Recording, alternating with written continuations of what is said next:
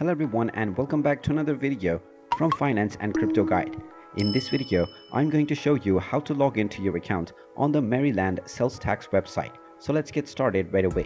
First of all, open up your web browser and then in the address bar type in Maryland sales tax login and start your search. Now from the search results, you can click on Maryland Tax Connect link, which will take you into the Maryland Tax Connect website. Go ahead and click on Access Maryland Tax Connect now, and you will be taken into the login portal for your Maryland sales tax website.